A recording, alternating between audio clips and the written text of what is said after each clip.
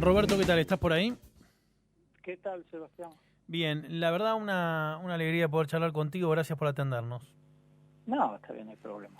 Estábamos muy interesados en tu oficio, quería saber cómo había comenzado tu historia con la afinación de pianos. Bueno, previamente yo estudiaba piano, ¿sí? Realmente, inclusive, mi ingreso al piano no fue tan de chiquitito, sino que más bien alrededor de los 18 años empecé a estudiar. Y estudié intensamente. Y bueno, entonces justamente como empecé así a cierta edad, digamos, es como una actividad, la música, ¿viste? Porque el desempeño laboral de esta actividad requiere al menos una cantidad de años como para que no tenga recursos, de conocimiento o habilidades como para, por ejemplo, no sé, dar clases o desempeñarse con el instrumento. Y entonces yo hago un ingreso al Conservatorio Nacional, al ciclo medio. Realmente veía, con la visión de que tienen uno cuando es más joven, ¿no? Que unos pocos años parece una eternidad. Pasa el tiempo y después se pasan volando, ¿no? Los años. Entonces dije, bueno, aún antes de llegar así a tener esas habilidades que he mencionado o posibilidades de trabajar, pensé en dedicarme a alguna otra actividad para tener ingresos. Claro. ¿Sí? Y bueno, y realmente, me lo planteé y me encontré con un panorama así como para intentar hacerlo bastante complicado, porque yo dije, bueno, ¿y cómo hago, no? ¿A dónde me dirijo? ¿A quién veo? Obviamente lo que me planteé es recurrir, creo que en primera instancia fui a ver al afinador que venía en casa, y no sé si en algún otro lugar más, pero bueno, la cuestión que no es fácil ingresar en esto. Y sobre todo que, bueno, justamente esto que te acabo de comentar, que parece así como algo de lo más normal, uno dice, bueno, estudio música, ¿qué puedo hacer? O trabajar en un cubículo en una oficina o en algo, digamos, si no es propiamente la música, en algo más cercano. Y esa es la idea que tiene inclusive hoy día mucha gente, o sea, de adentrarse en una actividad que requiere mucha dedicación, pensando que es una alternativa momentánea para trabajar, ¿viste? Como una cosa que decís, bueno, nadie diría, mira, mientras estoy estudiando ingeniería voy a ver si hago un curso, así entre comillas, ¿no? De neurocirugía y hago unas changas, ¿no? Mucha gente desconoce o no entiende muy bien que la afinación de pianos, a diferencia de otros instrumentos que el propio intérprete aprende a afinar, más o menos, requiere justamente un experto, que son pocos, que es muy caro, digamos, quiero decir que es una cosa específica, y que de hecho es un poco un espectáculo. Yo recuerdo que ahí en el órgano que tienen en el CCK, creo que es, lo afinan a veces y permiten que la gente vaya a ver las afinaciones que se hacen. ¿Cuánto tiempo demora una afinación de un piano, digamos un piano que está en una casa, digamos, no un piano del Colón? Claro, bueno, hacía referencia a un instrumento diverso del piano, o sea, el órgano del CCK. Bueno, claro. Es otra actividad. Sí, no, desde ya, pero quería justamente señalar que es tan específico que hay gente que va a ver cuándo lo afinan, ¿no? Claro, bueno, porque lo que pasa es que ya el piano mismo tiene una cantidad de notas y un órgano tiene muchas notas, pero además posibilidad de que suenen en forma diferente cada nota, o sea que se multiplique, es una cantidad de cosas que tienen que afinar terrible. Bueno, volviendo a lo del piano, lo que demora uno en afinar un instrumento puede diferir de acuerdo al mantenimiento que la gente le provee a ese al piano. O sea, si el piano se mantiene y se afina con cierta regularidad, la demora más o menos promedio podría ser entre 2 y 3 horas, si es con una frecuencia anual, por ejemplo. ¿Se desafinan más los pianos en alguna época del año? ¿Por la temperatura? Por la temperatura. Exacto. Sí. La temperatura es uno de los aspectos que afecta inmediatamente al piano. La temperatura es lo que más hace desafinar un piano porque se puede afinar en cuestión de minutos. El calor es lo que lo desafina. Sí, hoy día la iluminación en los teatros es diferente por el cambio de tecnología. Pero digo, cuanto más frío, si yo tengo un piano en Odeón, cuanto más frío esté el piano, más se conserva la afinación, digamos. ¿Sería así la idea? No. Temperatura estable, fría, o cálida, pero estable. Por eso me refería a que El cambio de temperatura. El cambio de sí. temperatura es lo que lo desafina. Claro, por eso me refería que antes que las lámparas eran, Sí. por ejemplo, había un recurso que era el par 1000, que uno decía, ¿qué me pasa en la nuca? Y era que le estaba enfocando un reflector. Sí. Si enfocaba las cuerdas, lo que uno acababa, yo estaba afinando alguna octava y me prendía en un reflector, todo lo que había hecho se bajó. Claro. Todo lo que había hecho se había bajado. Y sí, por eso, entonces, temperatura estable mantiene la afinación. ¿Y qué ocurre? Que, por ejemplo, ahora estamos en una temperatura más baja porque es invierno, y también hay otro factor que no es tan inmediato, que es el cambio de humedad. Te pongo un escenario hipotético para que entendamos cómo funciona esto. Marta Argerich tiene que dar un concierto en el Colón solo de piano, ¿no? ¿Cuál es, digamos, si vos querés si ella quiere tocar con el piano más afinado del mundo, ¿a cuánto tiempo después de que vos terminaste tu trabajo tiene que empezar a tocar? ¿O cuánto tiempo se conserva la afinación más pura que vos podés lograr? ¿Se conserva, 24 horas, 48, 72? ¿Cuánto antes hay que afinarlo para que esté lo mejor posible? ¿Cuánto tiempo? Sí, se puede decir, sí, uno puede afinar 2 días antes y después... ¿Cuánto? Sí, claro, exactamente. Tiene que tocar Marta y tiene que tener el piano perfecto. ¿Cuánto tiempo antes le sugerís que se haga la afinación? Pensando que la sala puede tener climatización, bueno, entonces realmente siempre conviene afinarlo sobre la hora del concierto, porque puede ocurrir que, por ejemplo, la sala no esté climatizada y si uno lo afina de esa manera, cuando se pone, por ejemplo, calefacción, el piano podría sufrir radiación. Y eso me ha pasado. ¿No? ¿Te llamaron de emergencia alguna vez para el Colón o para algún músico que tenía que tocar?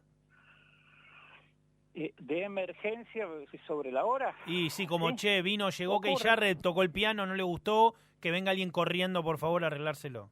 Bueno, de personalidades así de trascendencia internacional, no recuerdo en particular, pero de problemas sobre la hora del concierto y con gente entrando a la sala, sí, por problemas, por ahí no de afinación, sino de que un sector del piano no funcionaba, cosas por el estilo, pero eso por desinteligencias o mala disposición de la gente que entregó el piano para el concierto y ni lo revisaron, sí, pero ha pasado esas cosas, y he tenido que salir corriendo, sí. ¿Y el instrumental para afinar pianos, son llaves comunes, llave inglesa normal, o hay algunos específicos que son instrumentos de afinación de piano? Bueno, abarcando lo que sería afinación y reparación del instrumento, bueno, diría que están las específicas y después las herramientas comunes. O sea, destornilladores y pinzas son las mismas que puede tener uno en casa. Pero propiamente para lo que es afinación, prácticamente todos los instrumentos tienen un sistema que requiere una especie de llave, pero que no es una llave de tuercas, digamos. O sea, la clavija es piramidal, tiene 4 caras, pero es como cónica a su vez. Entonces, los tubos que uno puede comprar en la ferretería no servirían y es más las dañarían, ¿no? Si no colocas. Otra pregunta que me da intriga, a lo mejor es una pavada. ¿Vos afinás las cuerdas en orden o afinás primero el do central y de ahí para los dos costados? ¿Cómo se afina? Bueno, en general, lo más tradicional es que el piano tiene un registro amplio de octavas. Sí. Y bueno, pero entonces sería muy largo detallarte por qué razón se hace esto, pero te digo, se afina la zona central, donde es más fácil escuchar, y no solo fácil, pero se aprecian lo que sería la voz natural, claro, vos afinás la voz natural del instrumento, como bueno, esto es el centro, entonces de acá tengo, digamos, para poder tener las distancias más claras. Si eso te suena, va a sonar todo en relación a eso quiero decir, las alturas. Bien, por eso, en el centro se aprecia mejor lo que el afinador tiene que escuchar, pero no obstante, a veces te lo puedo explicar con pocas palabras.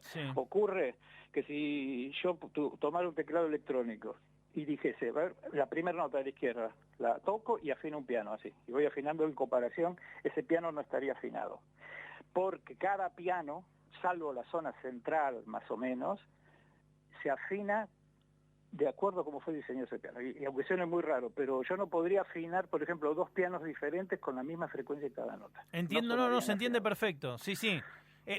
Porque esto habla de la particularidad de las notas, digamos, como cosas inexactas entre sí, no es que tienen una correspondencia, todos suenan igual, por eso es difícil, digamos, justamente. Te digo, lo inexacto es porque el piano, aún un piano costosísimo, tiene limitaciones de diseño, o sea que acústicamente no son perfectos.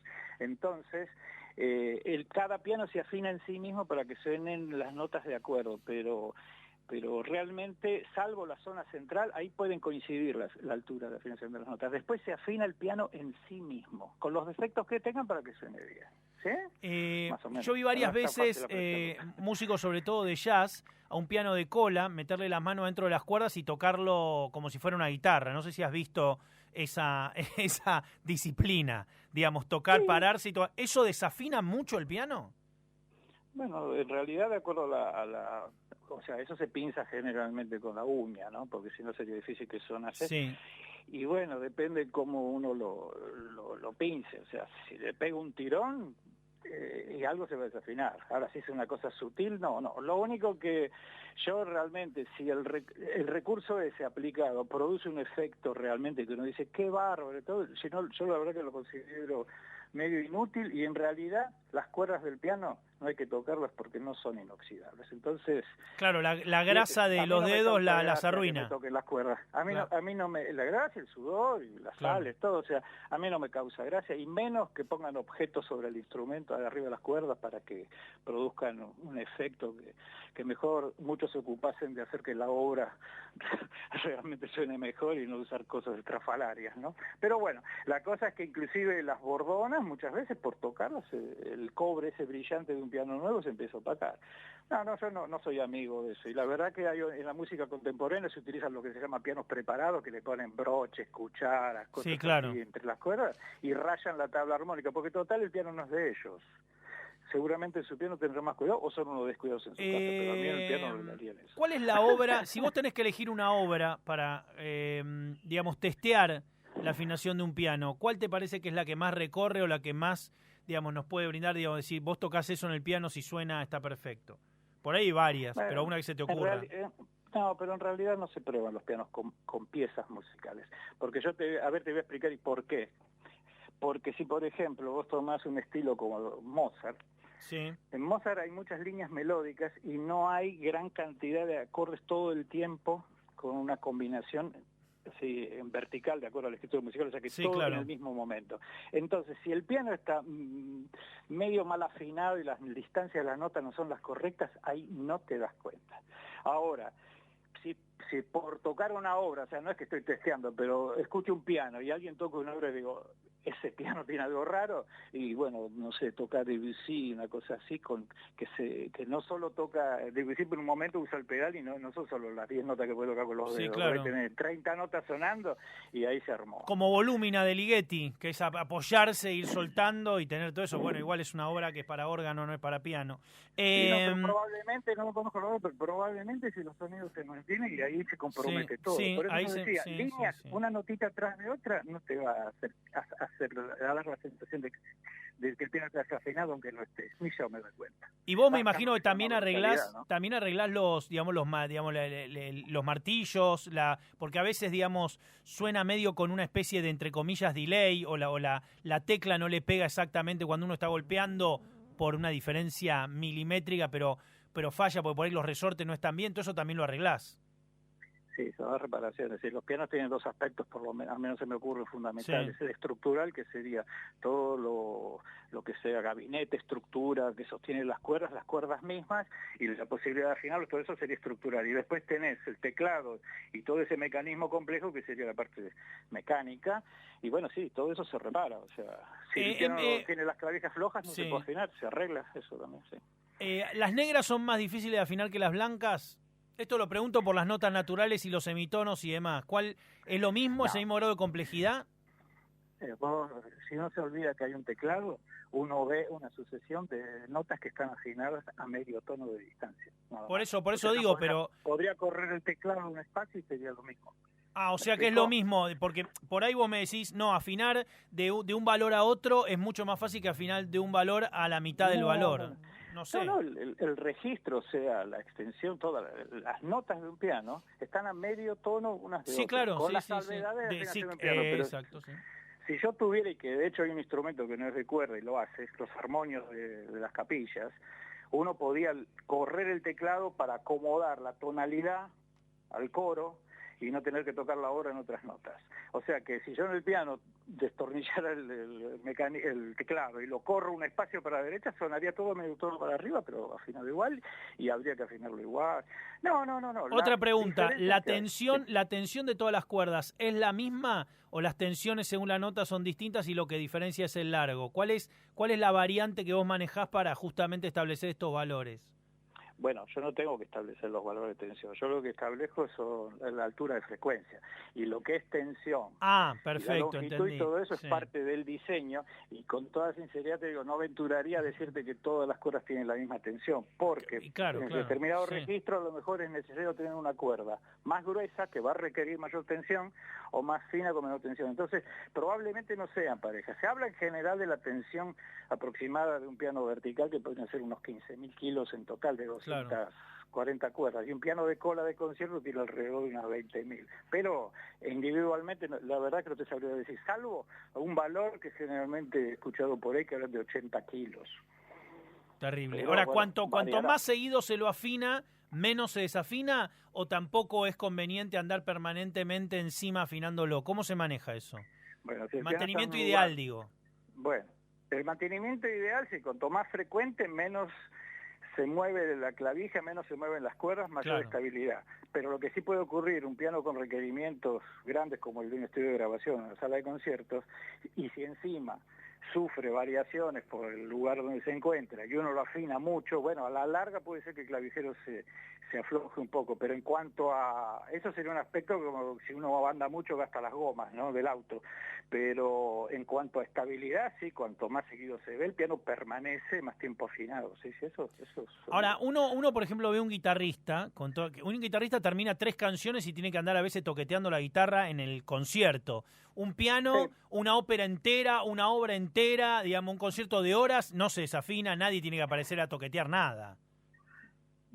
Bueno, el trabajo de afinación previo, si se toma el tiempo necesario y realmente se insiste en cada nota en cierto procedimiento, así como para que queden quietas, debería prácticamente terminar igual que como empezó. Pero la cuerda es un alambre de acero que oscila, vibra, y cuanto más energía le aplicamos con el martillo, o sea, que sería lo mismo, o sea, el martillo lo hace oscilar, es como si lo agarrásemos con un gancho. Bueno, si se toca muy fuerte, y en ocasiones se desafinan algunas notas, y ocurre que a veces si tienen la suerte de que el afinador está, y bueno, a veces en algún intervalo, así se retocan notas, sí. Porque ¿Te pasó a se dan escuchar un con todo. concierto o ir a ver a algún músico grosso en vivo y decir, ese piano está desafinado? ¿Me quiero Sí, matar? ¿Sí? sí. Sí, mal desafinado es una cosa, o sea que por ahí se usó, se desafinó, no lo volvieron a afinar y toca, eso es una. Y la otra, peor todavía, mal repartidos los intervalos, y eso duele una puntada en el hígado más o Explícale menos. un poco eso Sí. de los intervalos, que es bastante interesante. Bueno, la octava, nosotros hablamos de octava hace un ratito, bueno, lo que pasa es que las notas son 7, ¿verdad? Sí, Do, re, mi, fa, sol, así. Bueno, entonces, pero después, como yo te decía, el piano tiene semitonos, de cada nota está en medio tono, bueno, entonces la octava, esta que sería la repetición de la primera, de do a do, por ejemplo, ya tenemos 8, ¿no? Pero lo que sí que hay, teclas negras, ¿no? sí. Y bueno, entonces tenemos en total, restando, o sea, las 5 y las 7, ¿cuántos son? 12, ¿no? Ujú. Bueno, entonces, espera, me perdí un poco, ¿cómo era lo que te quería explicar? Lo de los intervalos. Intervalos. Bueno, te tendrías que remontar un poco también a la época anterior a Bach, donde, por ejemplo, la afinación actual de los pianos no existía. Entonces, si uno tenía que tocar con, digamos, en una tonalidad, o sea, cuando uno dice, bueno, vamos a tocar con la guitarra, por ejemplo, dice esta samba en do, bueno, o sea, se está tocando utilizando una escala. Bueno, antes se afinaban los instrumentos de teclado de acuerdo a una tonalidad. Entonces, uno prácticamente tenía que utilizar ese tono. Ahora, si uno quería tocar en otro tono, tenía que modificarla. O la otra es que los demás tonos sonaban raros. Así que hoy día da lo mismo tocar en cualquiera de esos 12 tonos, los intervalos, o sea, la distancia entre cada una de las notas es proporcionalmente la misma. Y eso empezó en la época de Bach, donde había muchos estudiosos que desarrollaron esos métodos, y habrás escuchado una vez hablar de una obra de Bach que se llama El clave bien temperado, Sí. que son 12. Ejercicio de afinación, claro, sí, son como son ejercicios. 12 preludios y Sí. fugas que están escritos en todas las tonalidades, ¿no? Entonces ahora uno puede decir, ¿no te queda abajo? Bueno, enseguida voy a re bemol, que es el medio tono arriba, y tocamos ahí y el piano está afinado. Se llama afinación, que es la que se usa en los instrumentos de teclado, afinación temperada. A nosotros nos hicieron en el colegio secundario, fíjate lo que era en los 90 el colegio, trabajar con intervalos para fijar, digamos, nos demostraron que si uno elegía randómicamente, digamos, de modo aleatorio, una secuencia de notas iba a funcionar y siempre iba a generar una melodía, digamos, por una cuestión matemática casi de valores, y fue bastante mágico, o sea, nos hicieron componer o combinar como quisiéramos las notas y era impresionante como siempre funcionaba. Sí, bueno, es que en realidad, digamos, cuando a veces uno habla de estudio de armonía y eso se utiliza, generalmente que uno arranca con la armonía tradicional y entonces ahí sí hay reglas donde se habla de ciertas cuestiones para evitar, pero en realidad en la composición uno puede hacer lo que sea, ¿no? Después que a uno le guste o no. No, desde ya. Muchas gracias por esta charla. La verdad que queríamos un poco hablar del tema porque es muy apasionante, digamos, y por eso es un universo que no todo el mundo está al tanto, pero a mí en lo personal me interesa mucho. Así que muchísimas gracias. Bueno, Sebastián, bárbaro, bueno, encantado y espero que les haya servido. Un abrazo gigante, Ricardo. No, Roberto. Roberto. Bueno, gracias. Roberto. Roberto. Sí. Ricardo era el otro. Chao.